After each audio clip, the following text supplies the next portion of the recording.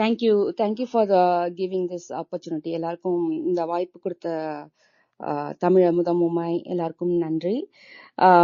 இதுக்கு முன்னாடி நான் பேசினேன், ஆனா யாருக்குமே கேட்கல போல் இருக்கு. ஸோ உமா செல்வபாரதி அவங்க பேசின கதைக்கும் பேசினேன், கேட்கல.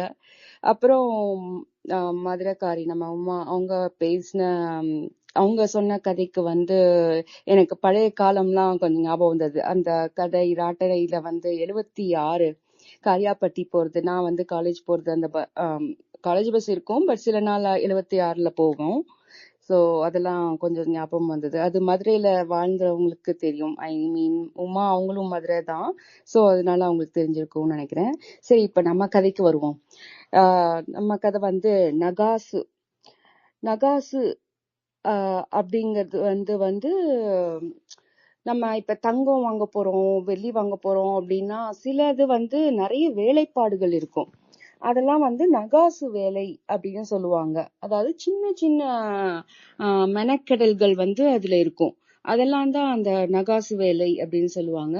அதுதான் நம்ம கதையோட தலைப்பு. அதாவது சின்ன சின்ன மெனக்கெடல்கள், அந்த மாதிரியான வேலைகள் இருக்கிற இதுதான் மெனக்கெடல் அப்படின்னு கூட நம்ம மீனிங்கா வச்சுக்கலாம்.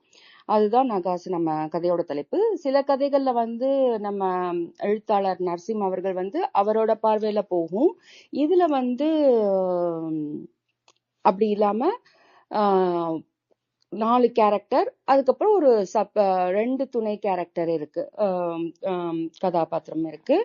4 கேரக்டர் யாரு அப்படின்னா, முருகன் இருப்பாரு. முருகனோட அப்பா நகாசு ஆறுமுகம். அப்புறம் அவங்களுக்கு அம்மா பழனி அம்மா அவங்க. அதுக்கப்புறம் சேதுங்கிறவர் மேஸ்திரி. அவர் ஒரு துணை கேரக்டரா இருக்காரு. அதுக்கப்புறம் பக்கத்து வீட்டுல கோமதி அக்கா, இவங்க ஒரு துணை கேரக்டரா இருக்காங்க. இதுதான் ஒரு கதையோட சுத்தி வர பகுதி. இந்த கதாபாத்திரங்களுக்குள்ளதான் இந்த கதை சுத்தி வருது. சோ இப்ப அந்த அவங்களோட அம்மா இப்ப அம்மாவோட இப்ப ஒரு கதை ஆரம்பிக்குது அப்படின்னா, ஒரு டெலிஃபிலிம் மாதிரி நம்ம இந்த கதையை அப்படி நம்ம கண் முன்ன கொண்டு வரலாம். அந்த அம்மா பேண்ட் ஷர்ட் அவங்க போடுறாங்க, அது எவ்வளவு இறுக்கமா இருக்கு. அவங்களுடைய மேல் சட்டையும் கால் சட்டை தொப்பைகளை இறுக்கமாக காட்டும். அதாவது நம்ம இறுக்கமா பேண்ட் போட்டா நமக்கு வயிறு கொஞ்சம் வெளியே தெரியும். அது மாதிரி காலையும் இருக்கும் ஒரு பேண்ட் அப்படின்னு அதுலேருந்து வெளியே ஜூம் பண்ணி வெளியே கொண்டு போறாங்க. வெளியே எங்க கொண்டு போறாங்க? பேக் ஸ்டோரினா அதாவது சைட்ல நடக்குது. அங்கேருந்து கொண்டு மதுரை, இப்ப அவங்க ஊருக்கு கொண்டு போறாங்க. மதுரையோட தெற்கு எல்லையில ஒரு ஹைவே இருக்கு. அந்த ஹைவேல சைட்ல ஒரு களிமண் பாதை போகுது அப்படின்னு சொல்றாங்க. அந்த களிமண் பாதையில ஒரு ஊர் இருக்கு. அந்த ஊர் ஒரு 4 வீடு இருக்கும். அதுக்கப்புறம் ஒரு ஊரணி இருக்கு. அதை சுத்தி ஒரு மரம் இருக்கு.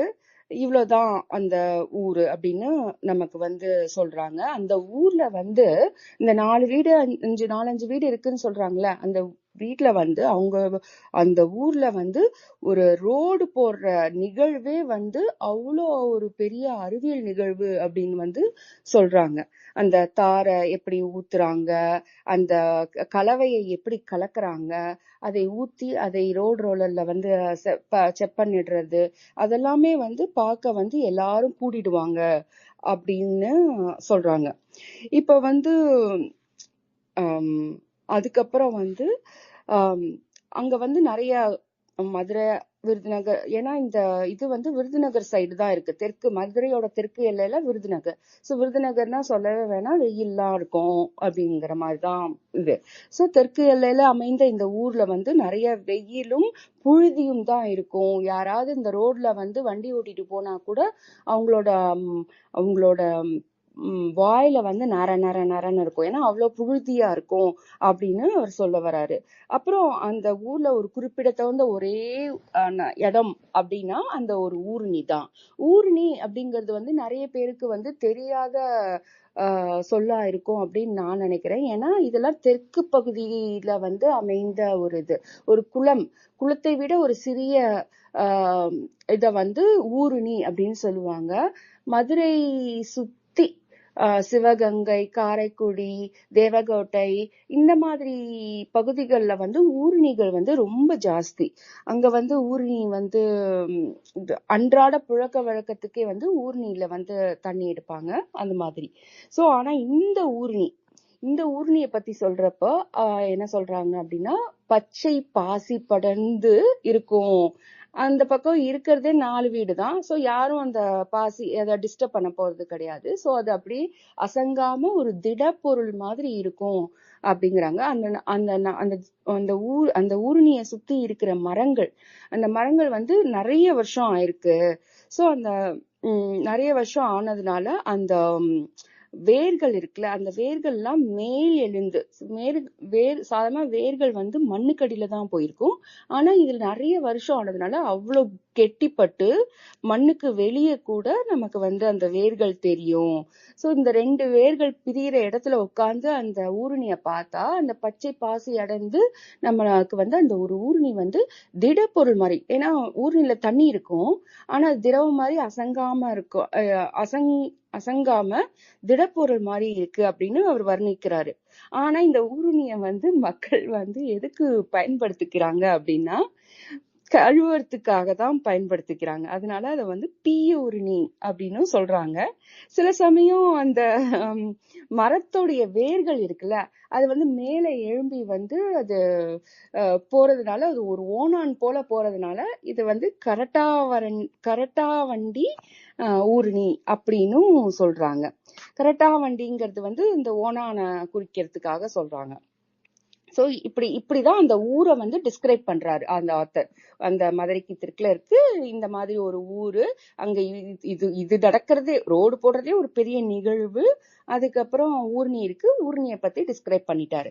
அதுக்கப்புறம் இப்ப அந்த மக்களோட வாழ்க்கை முறை என்ன அப்படின்னா, அதிகாலையில அவங்க வந்து தூக்குவாளில வந்து மதிய சாப்பாடை எடுத்துக்கிட்டு ரோட்ல யாரான்னு போனா அந்த வண்டியில ஏறிட்டு அவங்க வந்து பக்கத்துல இருக்கிற டவுன் பஸ் ஸ்டாப், அந்த ஸ்டாப்ல ஏறி திருப்பி மதுரை டவுனுக்கு வந்து அங்க போய் கட்டிட வேலையோ வயல் வேலையோ பண்றதுதான் அந்த மக்களோட வாடிக்கை, தினப்படியான வேலை.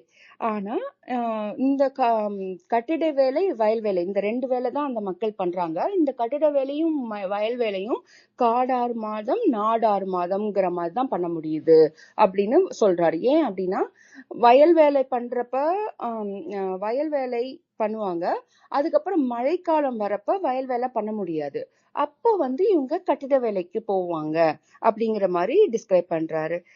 சோ இப்படி மாறி மாறிதான் அங்க வந்து கட்டிட வேலையும் வயல்வெளிக்கு போவாங்க. ஆனா இப்படி கரெக்டா இந்த 6 மாசம் கட்டிட வேலை, இந்த 6 மாசம் வயல் வேலை அப்படியெல்லாம் இருக்காது. அதாவது தினப்படி காலமும் சூழ்நிலைகளையும் பொறுத்துதான் அவங்களுக்கு வந்து வேலையானது அமைஞ்சிருக்கும் அப்படின்னு சொல்லிருக்காரு.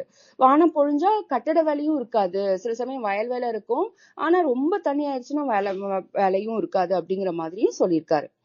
சோ இப்ப வந்து இது வரைக்கும் ஊரை பத்தி சொல்லிட்டாரு, மக்களோட வாழ்வு முறையை பத்தி சொல்லிட்டாரு. இப்ப இந்த குடும்பத்துக்கு வராங்க. குடும்பத்துல யார் யாரு? முருகனோட அப்பா நகாசு ஆறுமுகம், அப்புறம் அம்மா பழனியம்மா. இப்ப அந்த குடும்பத்தை பத்தி டிஸ்கிரைப் பண்ண போறாரு.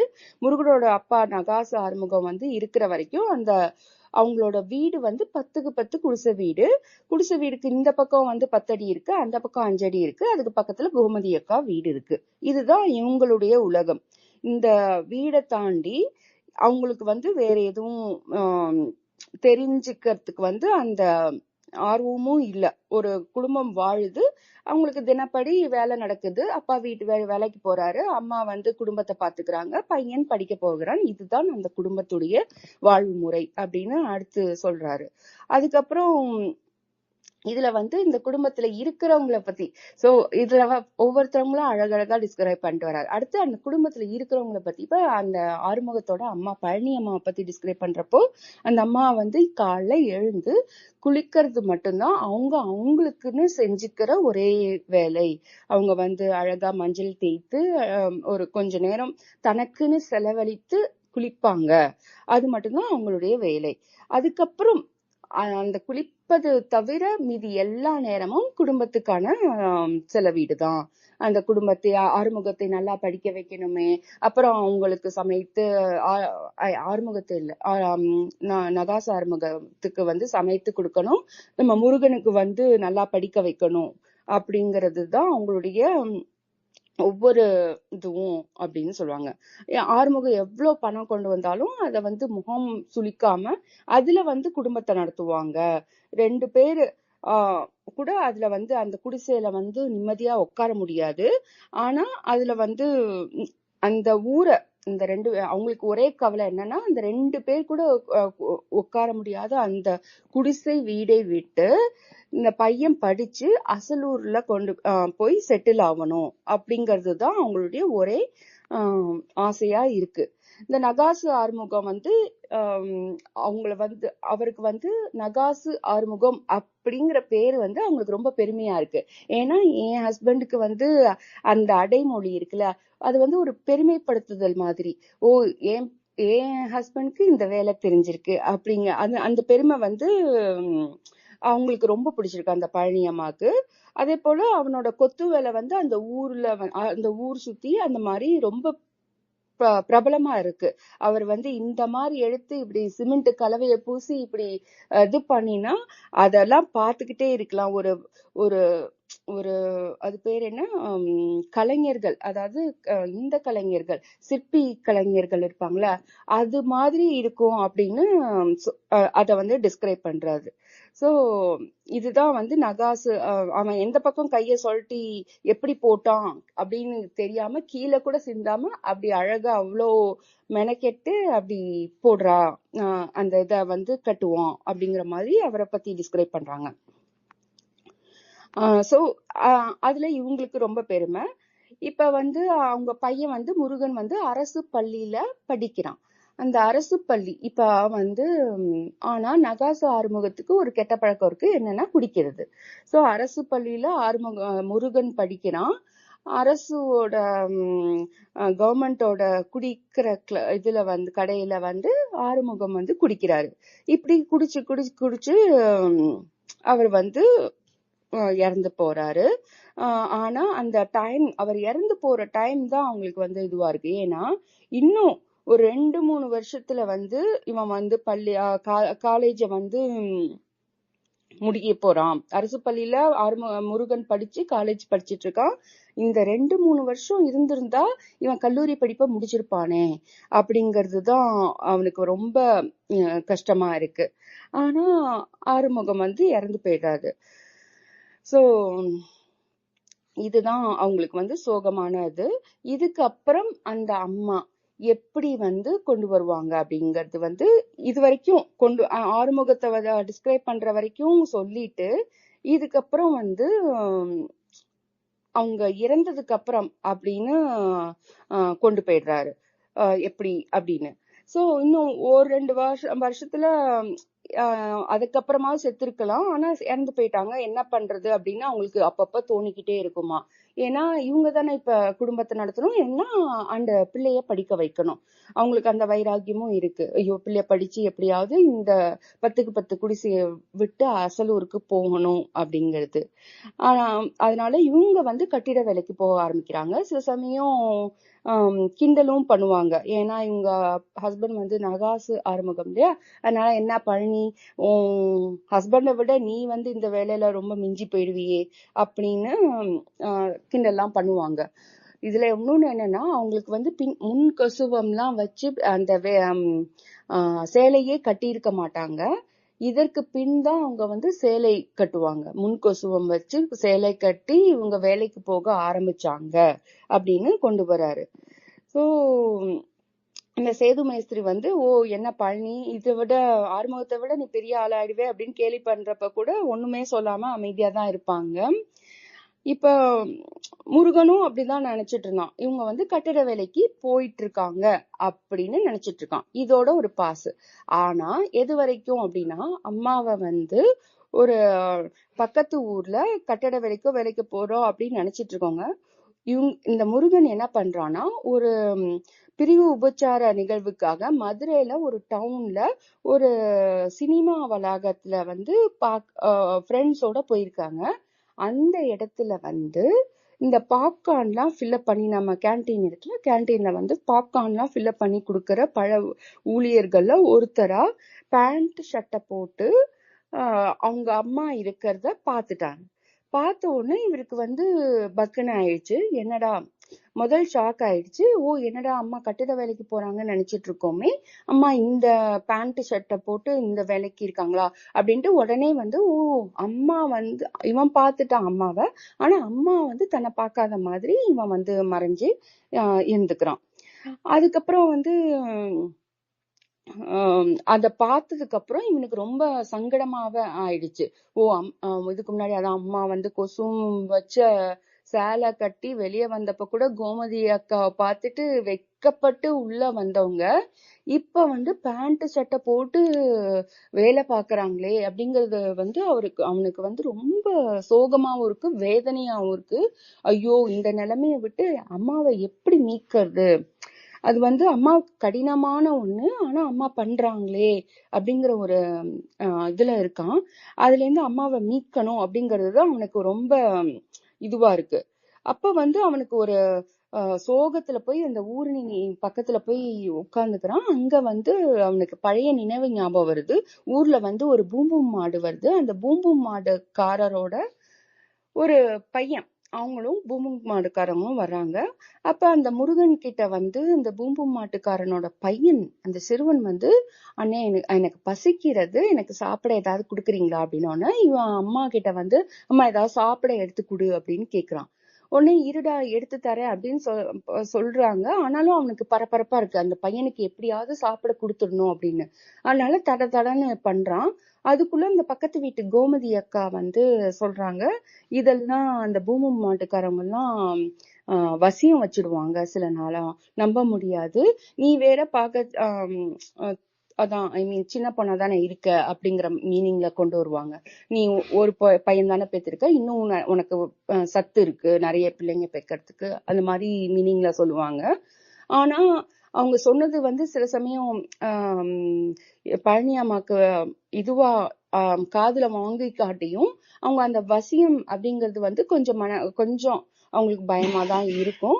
அதே போல இவங்க வந்து முருகனுக்கும் வந்து அது வந்து ஏதோ சொல்றாங்கன்னு புரியும், ஆனா கொஞ்சம் பயமா இருக்கும். அவனுக்கு புரியாது, ஆனா பயமா இருக்கும் அவனுக்கு. இருந்தாலும் ஆனா அவனுக்கு வந்து ஓ இந்த சிறுவனுக்கு எப்படியாவது சாப்பாடு கொடுக்கணும் அப்படிங்கறதுனால இவன் கொஞ்சம் குரலை உயர்த்தி அம்மா குடுமா அப்படின்னு கேக்குறான். அந்த நேரம் ஆறுமுகம் வந்துடுறாரு. அந்த ஆறுமுகம் வந்து ஓ அம்மாவை எதிர்த்து பேசுறியா நீ அப்படின்னு போட்டு அடிக்கிறாரு. இந்த சிறுவன் இவனை முருகனை போட்டு அடிக்கிறாரு. அவனே இவனுக்கு அழுக வந்துடுது. அப்புறம் அந்த சிறுவனுக்கு சாப்பாடு கொடுக்க முடியலையே அப்படிங்கிற ஒரு மன ஏக்கத்துல வந்து இன்னும் பெருங்குரல் எடுத்து அழுது ஓஞ்சிடுறான். ஓஞ்சதுக்கு அப்புறம் அவங்க அம்மா வந்து இவனை தேத்துறாங்க, தேத்தி இது பண்றாங்க. தேத்திட்டு அப்புறம் வந்து அப்பயும் இந்த அழுகையினோட அந்த முருகன் வந்து அம்மா அந்த பையனுக்கு பசிக்கும் அப்படின்னு ஏதோ சொல்றான். உடனே கண்ணை திறந்து பாரு ராசா அப்படிங்கிறப்போ அந்த பையன் வந்து தூரத்துல உட்காந்து சாப்பிட்டுட்டு இருப்பான். அவனுக்கு வந்து ரொம்ப மலர்ச்சி ஆயிடும், அப்படியே மகிழ்ச்சியாவும் ஆயிடும். ஓ அம்மா எப்படியோ வந்து போய் சாப்பாடு கொடுத்துருக்காங்களே அப்படின்னோடனே எப்படிமா அப்படின்னு கேக்குறான். ஏன்னா அம்மா வந்து வீட்டை விட்டு வெளியவே போகாதவங்க எப்படி அங்க போய் கூப்பிட்டு வந்து அவங்க அந்த பையனுக்கு வந்து சாப்பாடு கொடுத்துருக்காங்க அப்படின்னு அவனுக்கு ஆச்சரியமா ஆயிடும். அப்ப வந்து எப்படிமா அப்படி உனக்கு வெளியே போகவே தெரியாதே அப்படின்னா, நேரம்லாம் வரப்ப கத்துக்கதான், உனக்காக நான் வந்து பண்ணுவேன் அப்படிங்கிற மாதிரி நம்ம வந்து சொல்லுவாங்க. சோ அப்ப அந்த பையன் கிட்ட போய் இந்த முருகன் வந்து குதூகலமா போய் உனக்கு இன்னும் வேணுமா அப்படின்னு சாப்பாடு கேட்பான். இல்ல இல்ல இதுவே போதும், 2 நாளைக்கு பசிக்காது அப்படிங்கிற மாதிரி சொல்லுவான். சோ இந்த இந்த நிகழ்வை வந்து அவன் வந்து நினைச்சு பாக்குறான். அவன் அந்த பையன் வந்து சாப்பிட்டு போயிடுவான். இந்த நிகழ்வை வந்து நினைச்சு பார்ப்பான். ஓ, அம்மா வந்து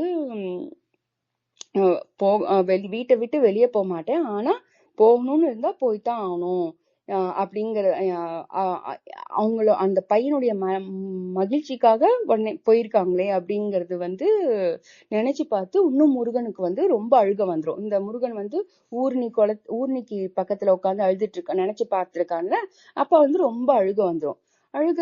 அழுதுட்டு இருப்பான். அந்த நேரத்துல வந்து சேது மேஸ்திரி இருக்காருல, அவர் வந்து வருவாரு. வந்து ஏண்டாப்பா அழற, இங்க ஏதாவது உடனே இவன் வந்து சமாளிக்க கேட்பான். இல்ல, நான் ஏன் பள்ளிக்கூடத்துல ஃபெயில் ஆயிட்டியா அப்படின்னு கேட்பான். இல்ல இல்ல அப்படின்னு. ஏண்டா உனக்கு உடனே அவன் வேற ஏதோ பிரச்சனை போட்டிருக்குன்னா, ஏண்டா உன்னை எவ்வளவு கஷ்டப்பட்டு உங்க அம்மா படிக்க வைக்கிறாங்க, நீ இப்படி உட்காந்து அழுதுட்டு இருக்கியே, என்னடா பிரச்சனை அப்படின்னு கேட்பாங்க. இல்ல நான் அவருக்கு வந்து இதெல்லாம் அந்த அம்மா பேண்ட் ஷர்ட்டை போட்டு அங்க வேலை பார்க்கறதுலாம் தெரியக்கூடாது அப்படின்னு நினைச்சிட்டு, நான் எதுவும் இல்ல இல்ல இல்ல அப்படிமா. ஏண்டா உங்க அப்பா வந்து 8 ஊர் வந்தா கூட உங்க அப்பா எடுத்து நிப்பாரு, நீ இப்படி அழுதுட்டு ஓரமா உட்காந்துட்டு இருக்கியே, என்னன்னு சொல்லுடா அப்படின்னு சொல்வாரு. உடனே அவனுக்கு வந்து இன்னும் அழுக வந்துரும். உங்க அப்பா இருந்தா நான் சொல்லுவேல, அது மாதிரி என்னைய நினைச்சு சொல்லுடா அப்படின்னு கேட்பாரு. உடனே அது வந்து இன்னும் அவனுக்கு அழுக வந்துரும். இப்போ ஏதாவது பொட்ட பிள்ளை சகவாசமா, ஏதாவது லவ் கிவ் பண்ணி அந்த மாதிரி அர்த்தத்துல தோலை தொட்டு அப்படி கேட்பாரு. சைக்கிளை ஸ்டாண்ட்ல போட்டு நிறுத்திட்டு வந்து தோலை தொட்டு கேட்பாரு. இந்த மாதிரி ஆறுதலா கேட்ட உடனே அவனுக்கு வந்து இன்னும் அது வந்து அந்த ஆறுதல் வார்த்தைகள் வந்து அவனை வந்து இன்னும் பாதிக்கும். அச்சோ அப்படின்னு சொல்லி, அதாவது ஒரு அழற அவங்களுக்கு ஆறுதல் வார்த்தையை விட ஒரு கூறு ஆயுதம் இல்ல, ஏன்னா இன்னும் குத்தி கிழிக்கும் அப்படின்னு அவர் சொல்றாரு. அப்ப வந்து இவன் வந்து சும்மா என்ன ரீசன்லாம் சொல்லாம, நல்லா வேலைக்கு போகணும்னே, நல்லா சம்பாதிக்கணும், அம்மாவை ராணி ஆட்டம் வச்சு காப்பாத்தணும் அப்படின்னு சொல்லுவான்.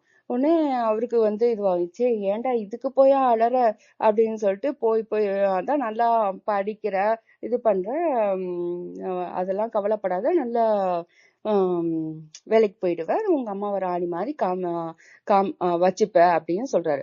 வச்சுப்ப இல்லைன்னா அப்படின்னு அவர்கிட்டயே திருப்பி கேட்கிறான் ஒரு டவுட்ல. ஏன்னா அவனுக்கு வந்து பயமும் இருக்கு, ஐயோ வைக்கணுமே அப்படிங்கிற ஒரு பயத்துல வந்து அவன் வச்சுப்பேல அப்படின்னு. உடனே அவர் சொல்ல, நீ வந்து அவரு வந்து ஒரு பெருமையா, நீ நகாசு ஆறுமுகத்தோட பையன்டா, உன்னை வந்து இப்படி எல்லாம் சோஞ்சு போய் உட்கார்ந்துருக்காத, எழுந்துரு போ போ அப்படின்னு சொல்லிட்டு போயிடுவாரு. இப்ப கொஞ்சம் முருகனுக்கு வந்து யாரோ ஒருத்தன்ட்ட ஒரு நம்மளுடைய பாரத்தை ஷேர் பண்ணோம் அப்படிங்கிற மாதிரி ஒரு கொஞ்சம் ஆசுவாசமா இருக்கும். அது கொஞ்ச நேரம் தான். அதுக்கப்புறம் வீட்டுல வந்து அவன் கைலிய தேடி கைலிய இதை வச்சுட்டு அவனோட பேண்ட் அவுக்கும் போது அவன் நினைக்கிறான், ஐயோ அம்மா வந்து இந்த பேண்ட்டை எப்படித்தான் தினம் தினம் போட்டுக்கிறாங்க, நமக்கே வந்து சில சமயம் கஷ்டமா இருக்கே, ஆனா இந்த பேண்ட்டை அவங்க வந்து இறுக்கமா இருக்குமே, எப்படி வந்து அதை போட்டுக்கிறாங்க, எங்க போய் போட்டு மாத்திக்கிறாங்க அந்த பேண்ட்டை அப்படின்லாம் அவனை வந்து யோசனை இருக்கு. அவனுக்கு யோசனை வந்த உடனே அவனுக்கு அப்படியே ரொம்ப கோபம் வந்தது. உடனே உள்ள போய் அவங்களோட குளிரறையில தேடுறான், எதேதோ வீடுக்குள்ள தேடுறான், எதோ தேடுறான், என்ன தேடுறான்னு அவனுக்கே தெரியல. ஆனா என்ன தேடுறான் அப்படின்னு புரியல அவனுக்கு, ஏதோ தேடுறான்.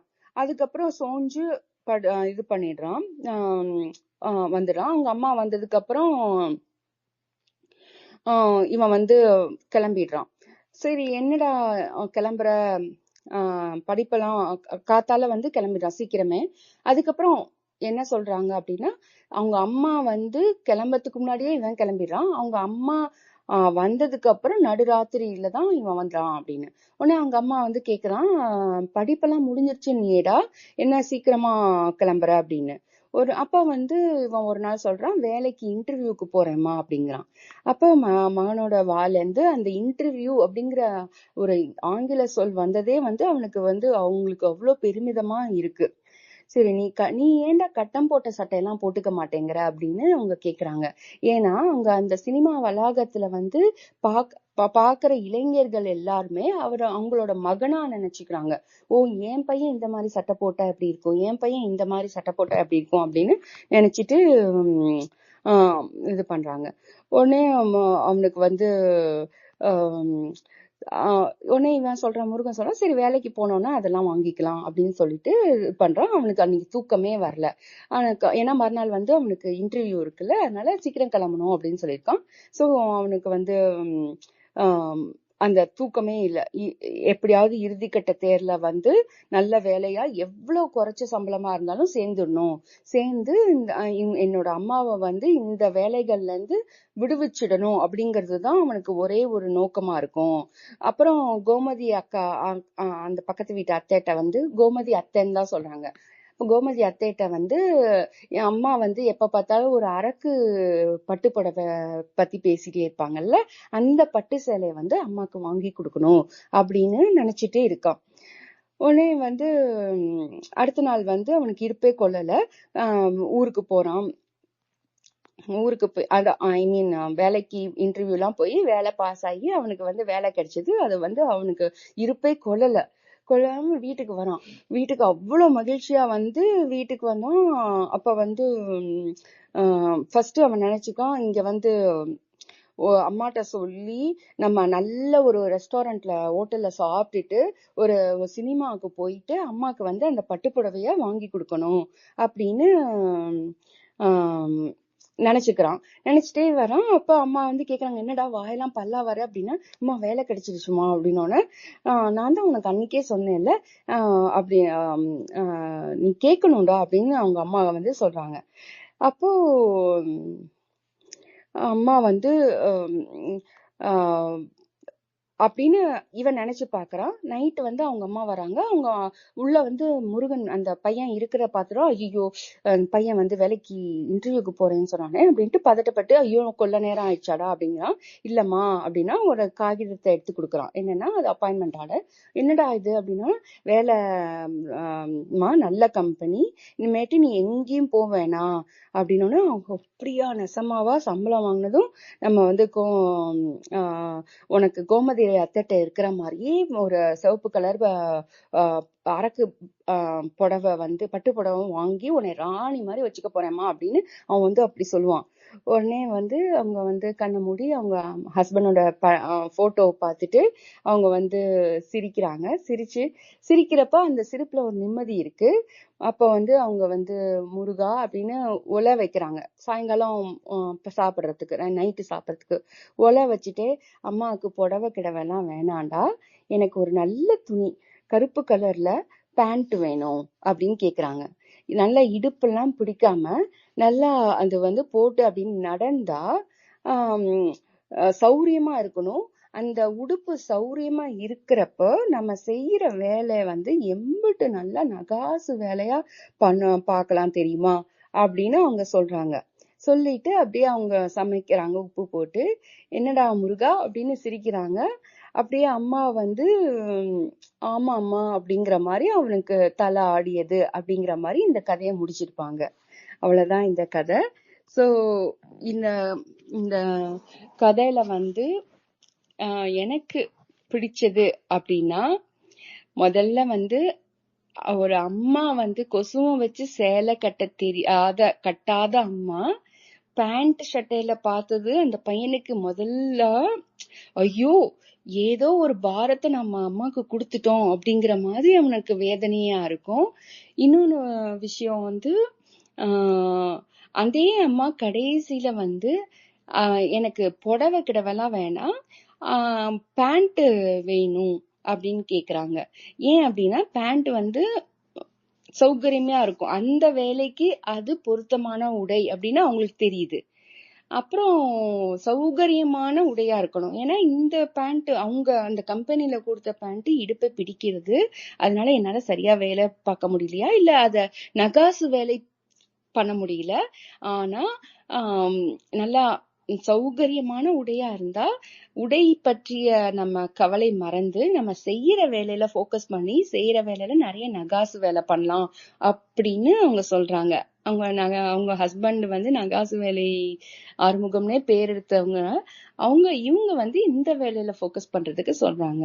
அப்புறம் இன்னொரு விஷயம், ரெண்டாவது, பையன்தான் வேலை கிடைச்சிருச்சே, அப்பாடா நம்ம வேலை எல்லாம் பண்ண வேண்டாம் அப்படிங்கறத மாதிரி எல்லாம் இவங்க நினைக்காம இவங்க இன்னும் வேலைக்கு போகணும் அப்படிங்கிற மாதிரிதான் நினைச்சிட்டு இருக்காங்க.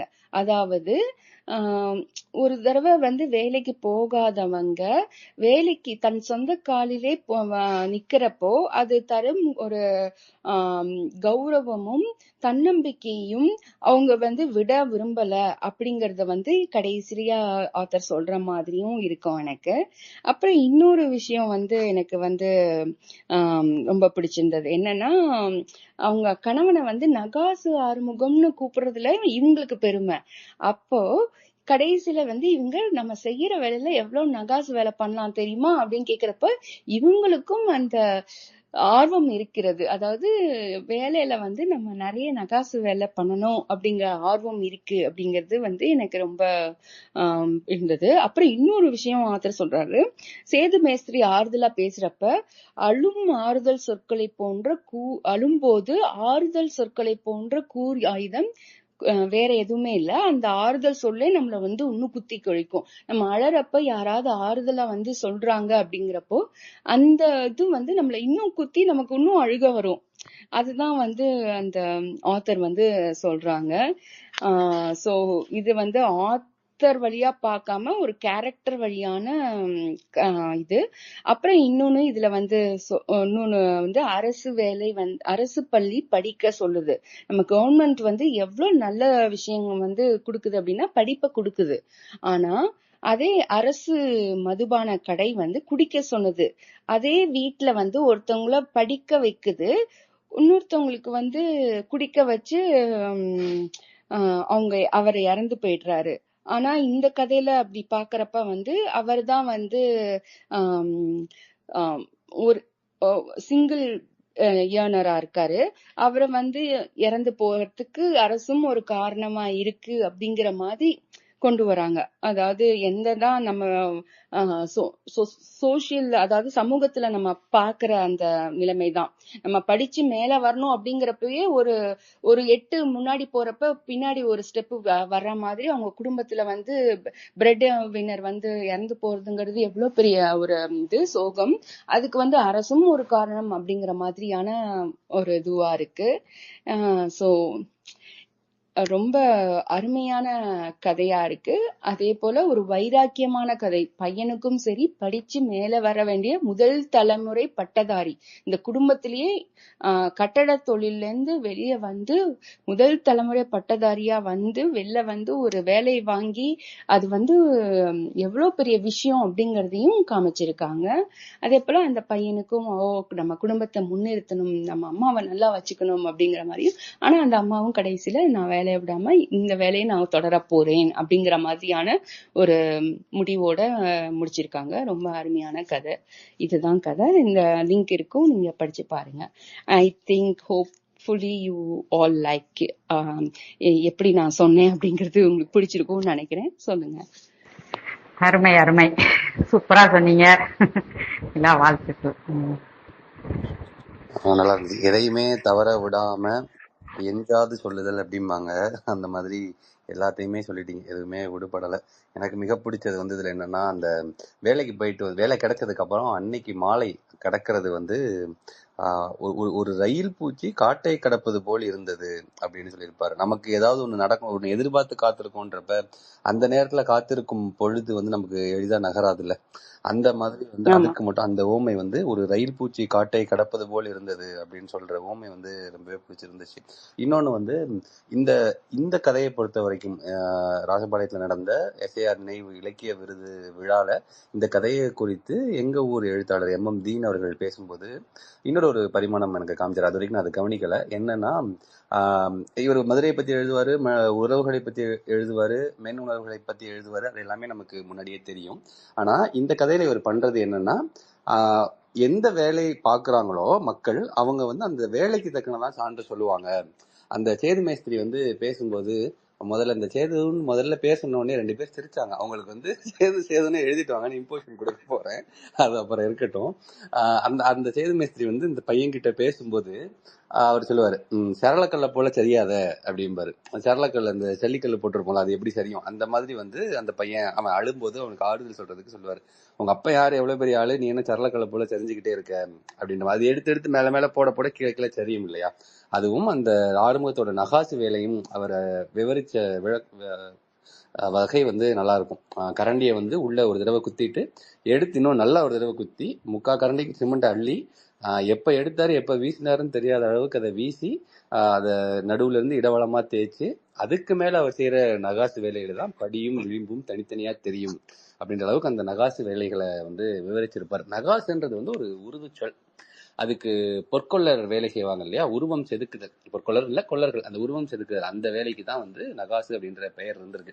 அது நம்ம புழக்கத்துல வந்து மாறி மாறி நகாசு வேலைனா ரொம்ப இந்த பினிஷிங் கட்டிங் எட்ஜோட இருக்கணும்ன்ற அளவுக்கு நம்ம அப்படி சொல்லி சொல்லி நல்லா வேலை பார்த்தா அந்த வேலை தனியா தெரிஞ்சா அதை வந்து நகாசு வேலைன்னு நம்ம சொல்ல தொடங்கிட்டோம். புழக்கத்துல வந்த வழக்கம் இது.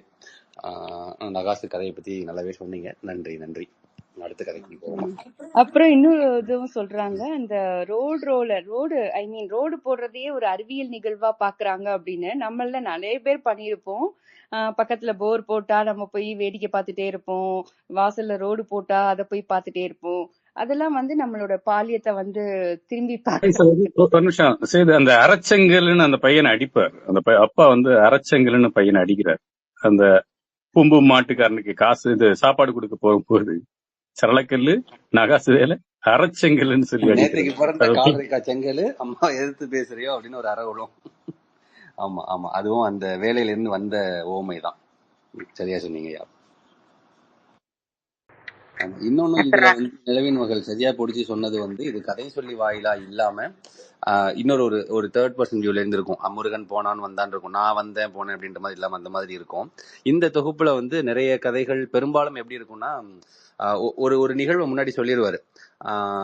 இப்போ முதல்ல பார்த்த பாரதிமா சொன்ன அந்த கதையிலையும் சரி இந்த கதையிலையும் சரி, இவன் வந்து முதல்ல முருகன் வந்து பாத்துறான் அவங்க அம்மாவை, இந்த மாதிரி பார்த்துட்டு அந்த நினைவுகள்ல இருக்கான்.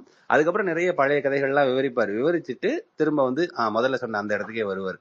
இதே மாதிரிதான் அந்த சால்ட்ரிங் சரவணன் கதையிலையும் இருக்கும்.